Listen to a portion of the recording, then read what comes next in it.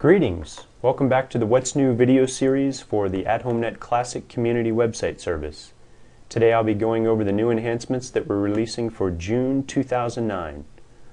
Let's go ahead and log in as administrator and see what's new.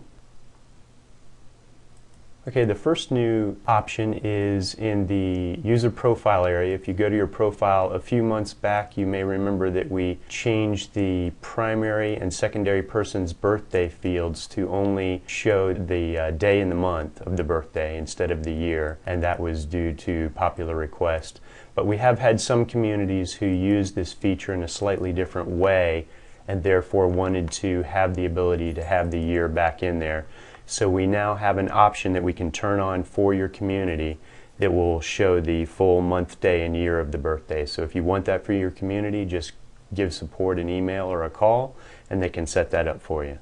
The next new enhancement is really exciting. We've had a lot of requests for it. It's in the email bulletins feature. And what we're now allowing you to do on the rich format email bulletins is to inject personalization codes into your email bulletin that basically allow you to customize each email bulletin to a particular person that it's going to. And so these codes are going to be found in the new rich text editor under this drop down called Code Snippet. And if you click that drop down, you'll see there's a number of customization or personalization fields that you can stick into your email bulletin. These include full name, first name, last name, community name. This grouping right here from account balance, balance date, last payment amount, last payment date, and last payment check number are only available to our customers who are using 212 software or TOPS software accounting integration. So TOPS websites customers will get these account balance related fields, and then anybody can do the date and time in various formats. So how you would do this is, if let's say you were going to formulate a new email bulletin to all your residents, you could start it off, dear, and then you would simply drop this down and click full name, and it's going to inject a little code there that will fill in their full name, and then you can proceed with the rest of your email bulletin. When you send this email bulletin, it's going to replace this code with each person's full name. And you can do that, as I said, across the board. If you're a TOPS customer, you can actually let them know what their balance is and what the as of date is for that balance and the last payment they sent, all this information. So it's kind of a neat way. Even if you just use it for the name, it adds a little personalization to each email bulletin and lets people feel a little bit more comfortable with the email bulletins they're getting from you. So while we're on the subject of email bulletins, we've done another enhancement that is going to dramatically increase the speed at which email bulletins get sent out, and also cut down on the amount of email bulletins that you're sending that may get marked as spam by certain internet service providers like AOL. If you have an attachment on your email bulletin, what we're doing now, instead of physically attaching that file to the email bulletin, is we're storing that file in a secure area of the website, and we're simply putting a link in the email back to that file on your website. So as I said, this will cut down on the amount of time it takes to send the email bulletin, and it will also look less spammy to email or to internet service providers, so it'll tend to get your email bulletins marked as spam less frequently. And while we're in here on the email bulletin feature, we might as well go over this month's new email bulletin templates, which you, as you might remember, you can find down here at the Select an Email Bulletin Template. And there's a drop-down list. I think we have well over 70 or 75 built-in beautiful email bulletin templates now, and the new ones for this month are, we've added a couple of new 4th of July. We had one from last year, but a couple new pretty 4th of July ones. And as you can see, we're already starting to support these new personalization fields, so it's automatically going to come up with your community name at the top there. This is the second new 4th of July one. Then we have a movie night announcement or a community event email bulletin template, kind of a fun looking one there.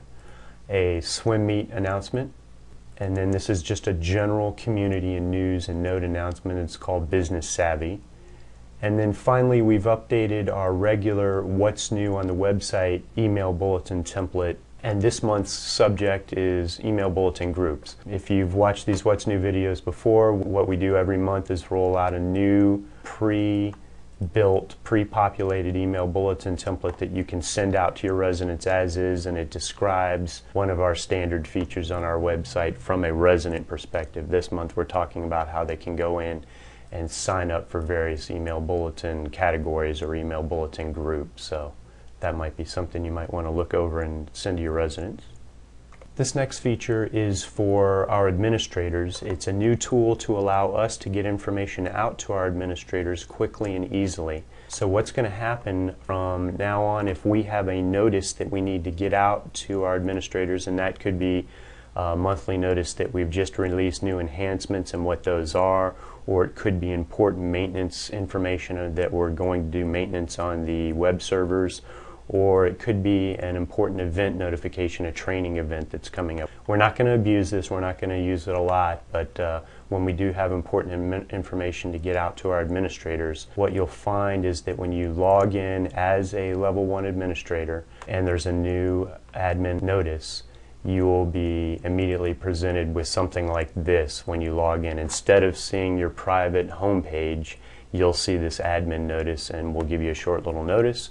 At the bottom of it, you'll have a hyperlink to dismiss that notice, and if you dismiss it, you will not see that particular notice again, and you won't see anything until the next notice comes out. Or if you happen to have it's been a while since you've been on your website as an administrator, you can click this View All Notices, and it will take you to a list of all historical notices that we've sent.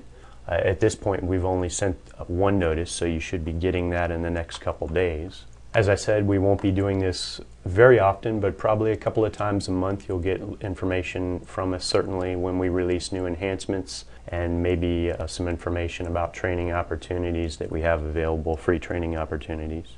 So we hope that you find something useful and helpful in this month's group of enhancements. As always, we encourage your feedback on these enhancements or any bug fixes that you think we need to make. You can email those to support@athomenet.com.